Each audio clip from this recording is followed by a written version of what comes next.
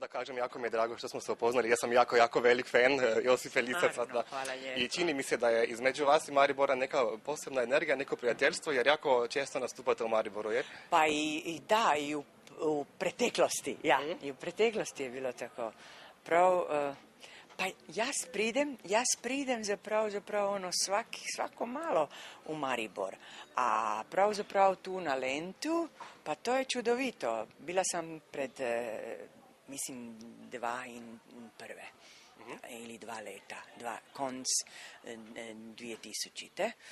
I potem predtem sam bila, kdaj je bil prvi Lent? 17 godina, nešto tako. Tu nešto sam ja bila još možda onda u začetkima. Tako da ja svakih 10 godina navrnem se na Lent. No, ali dobro, u Maribor je to, zmera je bilo to čudovito i super. Pa ne vem, tak se, temperamentno, lijepo, kvalitetno. Evo, to je lijepa, kvalitetna publika koja zna što treba biti dobro.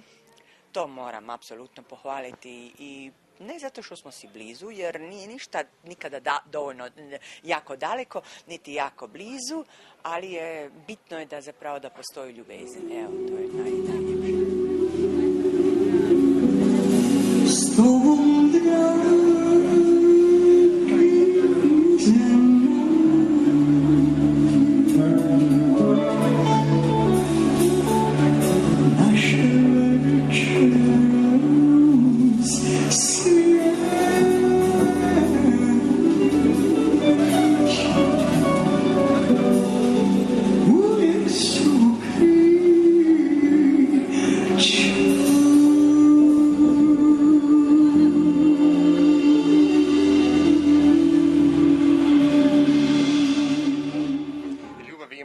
Vašim pjesmama koje ste stvorili sa Karlom Etikošom. Čini se kao da vrijeme za njih ne postoji. Zašto? Šta je tajna ovih pjesma? Hvala lijepo, hvala. Pa ali je to je. Mislim, tajne očito nema. Iako se kaže da je ljubav najveća tajna. Pa nema recepta kako da napraviš nešto dobro. Nema recepta niti kako da si urediš život. Za ništa ne postoji recept. Čak niti za ono da dobro jelo skuhaš, jer netko drugi će nekako drugačije to napraviti. Znači, odvisno je od tebi, od tvojih čustvi, o tome zapravo kako ti razmišljaš i o tvojoj osebnosti. Tako to ide sve i u pjesmi. Zapravo u pjesmi same znači ide iskrenost, ide osebnost, ide jasno ljubezen, apsolutno. To je pod aurom ljubavi. Ali nema recepta. I one naprosto žive. Osim toga, to jesu pjesme i možda u vremenu kad su se one stvorile, one su taman dovoljno dobile prostora da se razvijaju. I da one možda i danas tako naprosto žive. Ja ne znam koja će biti sudbina ovih novih pjesama, razumijete? Ne znam, ali neće biti ista. Neće biti ista, sigurno. Ali moja najomiljena vaša pjesma je Gdje Dunav ljubi nebo i uvijek sam vas htio pitati, ili vam zaista ikad pokazao Gdje Dunav ljubi nebo? Ja sam bila sada baš na Petrova Radinu i to sam bila sa jednom kazališnom predstavom o Pijana noć teatra Ulisis. I ja sam rekla, evo ti ga Dunav, lep je Dunav. Ma dobro, Dunav ide kroz nekoliko zemalja evropskih, svugdje je lijep, jer je velika, divna rijeka, moćna, zaista i svugdje na svoj način drugačije progovara, to je apsolutno. Ja sam kod Vukovara sam ga uvijek vidjela, a vidjela sam ga zapravo i kroz Njemačku, tako da, a gledajte, to je jedna ekspresija jedne mlade darovite pjesnikinje, odnosno Alke Vujice koja je napisala taj tekst Gdje Dunav ljubi nebo i to je dosta zazvučalo lijepo. I bila je jasno dobra pjesma i bila je možda marketinški na dobrom mjestu postavljena. Svi su me pitali šta ti imaš raditi na Eurosongu. Tada se nije zvala, tada je bila još Jugovizija, a ja sam zapravo, moramo iskreno biti, moj Karlo je to sve organizira, rekao je, znaš kaj, odeš malo pa se pojaviš, pa te malo vide, a imaš lijepu pjesmu, jer tada je izašao i moj album Boginje, ne?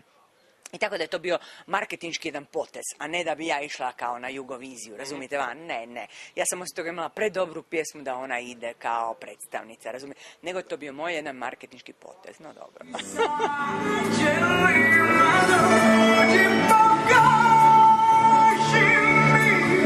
Gdje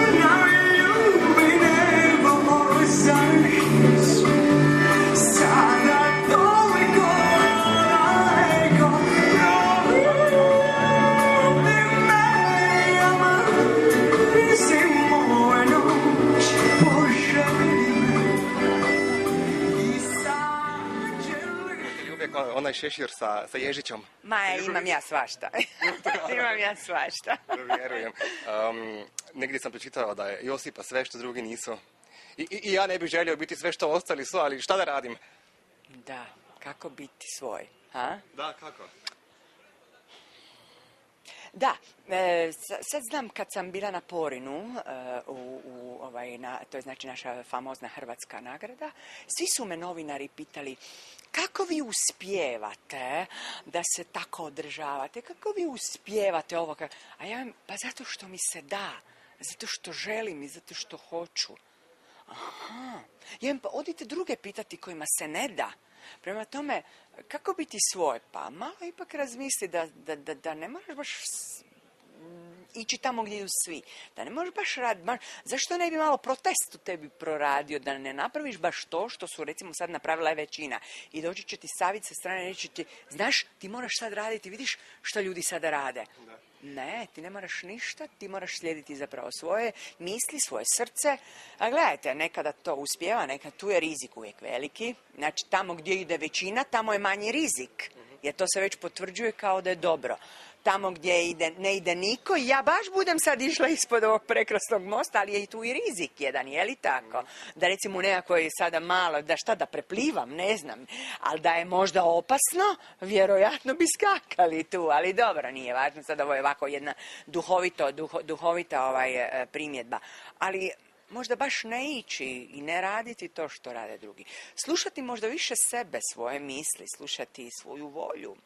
A onda i kada je teško i kada ne ide, pa opet shvati da samo malo, sad je to tako, ali sutra je nešto drugo. Sutra je nešto novo, mislim, ja mogu, ja želim. Samo to je strašno bitno i strašno teško. Da se čovjek okrene prema sebi, znači da sluša sebe, da posluša sebe, a to je jezivo teško. To znam kad jesam u takvoj situaciji, razumijete? Mislim, tako sam se nekako naučila. Sve je strašno vezano, znači na hrabrost, na maštovitost, na rizik. A onda s druge strane, ja volim to što jesam, ja volim to što ja imam. Pa zašto to ne bi bilo tako? Ja to obožavam. Ovo mi se ne sviđa što drugi rade, razumijete?